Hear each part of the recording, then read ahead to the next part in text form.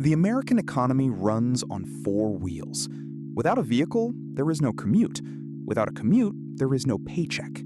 In a country built around sprawling suburbs and endless highways, driving is not a luxury. It is a strict prerequisite for economic survival.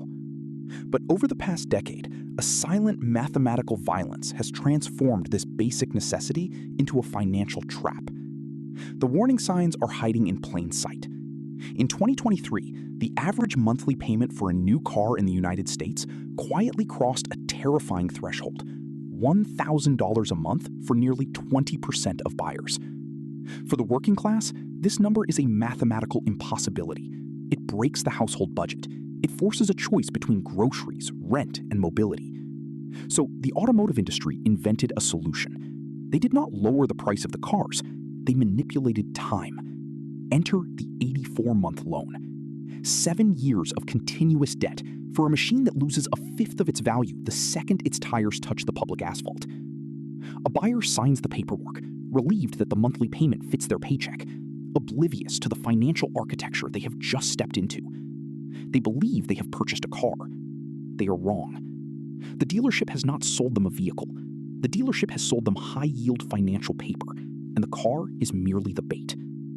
This is the story of how an industry that once defined American manufacturing quietly transformed into a shadow banking system, turning the daily commute into Wall Street's most reliable engine of debt. To understand how the modern automotive market was financialized, we have to look at a historical blind spot. In the mid-20th century, a car was a product. General Motors and Ford built machines, priced them based on the cost of labor and materials, and sold them to consumers.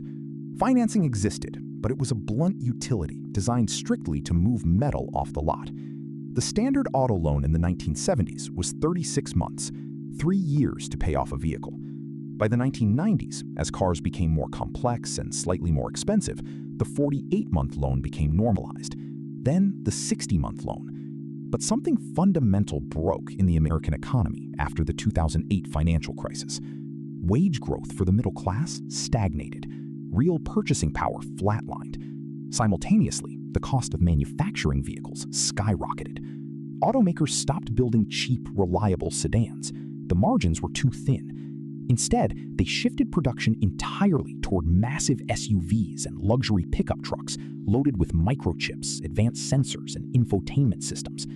The average transaction price of a new vehicle surged from $28,000 in 2010 to nearly $48,000 by 2024. A brutal contradiction emerged. Automakers were building cars the average American could no longer afford to buy, but the average American still had to get to work. To bridge this massive gap between stagnant wages and soaring vehicle prices, the industry realized it had to change its fundamental business model. Selling cars was a low-margin game. Selling debt was a gold mine. In a zero-interest rate environment, credit was virtually free for financial institutions. Automakers expanded their captive finance arms, companies like Ford Motor Credit and GM Financial. Dealerships stopped acting purely as retail outlets and began operating as loan originators. The math was simple but devastating. If a customer cannot afford a $50,000 truck on a traditional 4-year loan, you do not lower the price to $40,000. You simply stretch the loan to 7 years or even 8 years. You mask the hyperinflation of the asset behind the illusion of a manageable monthly payment. The consumer focuses entirely on the monthly cash flow, ignoring the compounding interest and the total cost of ownership. By stretching the term, the dealership extracts thousands of dollars in additional interest, all while keeping the sticker price artificially high. The automotive industry had effectively decoupled the price of a vehicle from the consumer's ability to pay for it. They replaced affordability with leverage. And in doing so, they laid the foundation for a structural crisis that would quietly metastasize across millions of American driveways. At the center of this transformation sits a specific room inside every modern dealership, the Finance and Insurance Office, universally known as F&I. The F&I manager is not a mechanic. They are not a car enthusiast. They are a financial architect. When a buyer agrees on a price with the floor salesperson, the real transaction has not even begun. The customer is ushered into the F&I office, where the actual profit of the dealership is generated. The manager's objective is to secure the financing, mark up the interest rate, and pack the loan with extended warranties, gap insurance, and maintenance plans. These add-ons are entirely financed, rolled into the principal of the loan, and stretched across that identical 84-month term. The dealership receives a massive kickback from the lender for originating the loan at a higher interest rate than the customer actually qualified for, a practice known as the dealer reserve. But the dealership does not hold this debt. That would be far too risky. Instead, they immediately sell the loan to a bank, a credit union, or a private equity-backed subprime lender. This is where Wall Street enters the picture. Wall Street has an insatiable appetite for yield. These loans, especially the subprime loans carrying interest rates of 15, 20, or even 29%, are packaged together by the thousands. Investment banks bundle them into complex financial instruments called auto loan asset-backed securities, or auto ABS. They slice these bundles into tranches. The top tranches are rated AAA by credit rating agencies, deemed as safe as government bonds, and sold to pension funds and insurance companies. The bottom tranches, containing the riskiest, longest-term loans with the highest likelihood of default, are sold to hedge funds hungry for massive returns. The dealership gets paid instantly. The automaker moves the inventory, Wall Street collects the management fees, the investor collects the yield. Every single entity in this chain is heavily incentivized to approve the loan, maximize the price of the car, and stretch the duration as long as humanly possible. The only entity carrying the long-term risk is the driver, who is now contractually bound to pay $50,000 for a machine that will be worth $12,000 by the time the final payment is made. The 84-month loan contains a fatal mathematical flaw.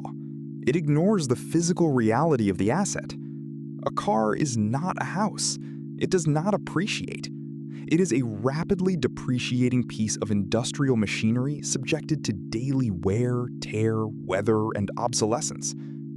By the third year of a 7-year loan, a terrifying dynamic takes hold. The vehicle is depreciating much faster than the borrower is paying down the principal. This creates a state of negative equity. The borrower is underwater. They owe more on the loan than the car is worth in the open market. In previous decades, being underwater was a temporary phase in a short loan. But in the era of 84-month financing, consumers spend the vast majority of the loan term trapped in negative equity. And then, life happens. In year 4, the transmission starts slipping. Or the family has a second child and needs a larger vehicle. Or the borrower simply tires of the car. They return to the dealership to trade it in. Let us look at the exact math of the trap. The customer owes $25,000 on their current loan. The dealer appraises the trade-in vehicle at merely $15,000. There is a $10,000 gap of negative equity. The customer does not have $10,000 in cash to cover the difference. So the F&I manager smiles, slides a new piece of paper across the desk, and offers a solution. They simply take that $10,000 of dead debt and roll it into the financing of the new car. The customer buys a new $40,000 vehicle, but their new loan is written for $50,000. To keep the monthly payment manageable, the new loan is stretched once again to 84 months. The customer is now paying interest on a phantom car they no longer own, stacked on top of a new car that is instantly depreciating. This is the negative equity treadmill. It is a compounding cycle of indentured servitude. Millions of Americans are currently driving on their second, third, or fourth rolled over loan. They are financing $60,000 on $30,000 cars. And for years, the system held together because interest rates were at rock bottom. The money was cheap enough to keep the treadmill spinning. But then the macroeconomic environment violently shifted. Inflation spiked. The Federal Reserve aggressively hiked interest rates to cool the economy. Suddenly, auto loan rates doubled. The cheap liquidity that fueled the auto ABS machine evaporated. A consumer returning to the dealership to roll over their negative equity was met with a brutal shock. The math no longer worked. The 84-month loan at 8% interest resulted in a monthly payment of $1,200. The consumer bought